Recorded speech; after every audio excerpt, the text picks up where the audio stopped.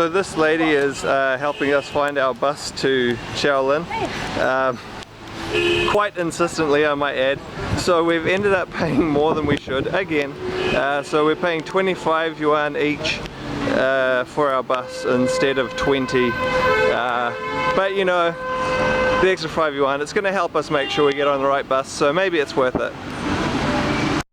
I did negotiate a little bit. She wanted 30 each initially, and before that she was trying to sell us even something more expensive. So yeah, I guess the 5's just going to be her little kickback. So our little guide has just disappeared into this building over here, and what I think's happening is she's probably buying our tickets there for 20 yuan each. And maybe she doesn't want us to see how much it is because she's told us to wait here. So fingers crossed she is coming back with our tickets. She left her umbrella with us because it is raining, and hopefully we'll have our tickets soon. Something that's really helpful if you're trying to find your way around and catch buses and things like that is to have a few things written down for you, so you can show the Chinese characters to someone and help them find what you need.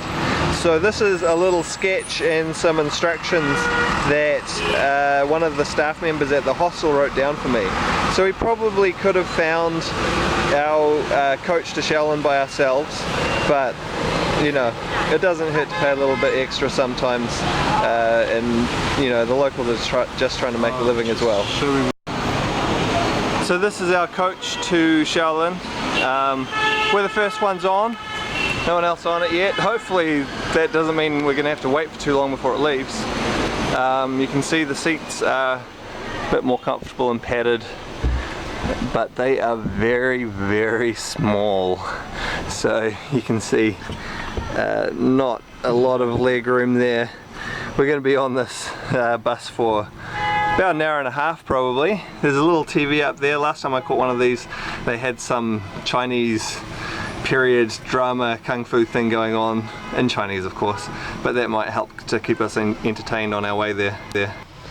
And the window's open on this coach, so that's nice. That should make for a more comfortable ride.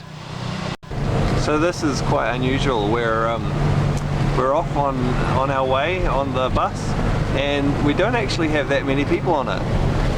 Maybe it's just because it's early in the morning, and maybe it's because it's raining as well. But normally whenever I've ridden on these before, basically they've pretty much been packed. So it'll make a more comfortable ride for us anyway. It took us a while to get out of the city. Whenever we made stops, people would come on board selling food, which is pretty cool. So I got some nice, fresh, hot corn on the cob. It costs 2 yuan, or about 40 cents, and it's pretty good. We crossed a wide river on the way out of the city. When we got out of the city, there were some nice open green spaces, mainly cultivated, well almost entirely cultivated, and still with a fair few buildings amongst them.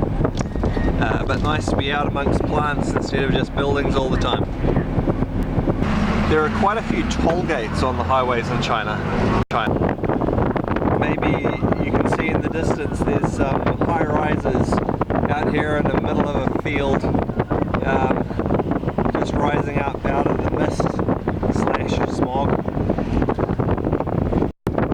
You can see them a little bit better here. Basically this whole development, now we're actually getting more into it, seems to be still under construction and completely vacant. So they're just building all these row after row of skyscraper buildings, completely empty. Interesting. So this is just something you'd never see, I think, anywhere else in the world really. And the sad thing is that some of these pre-planned cities where they just build a city all by itself without a population base already there, never get filled, and so they just sit empty. So this is on the way from Luoyang to Shaolin. So this is where we can see this massive construction project. Like I say, completely vacant though. And once we're out of that construction area, we're straight back into green fields. These construction projects seem to be built along the lines of the idea that if you build it they will come, but unfortunately they don't always come. So it turns out we needed to make a little transfer from one bus onto another partway through our journey. Don't think we're too far away from Dongfeng and Shaolin now though, so we should be there. So we're driving through what is a fairly typical little small town.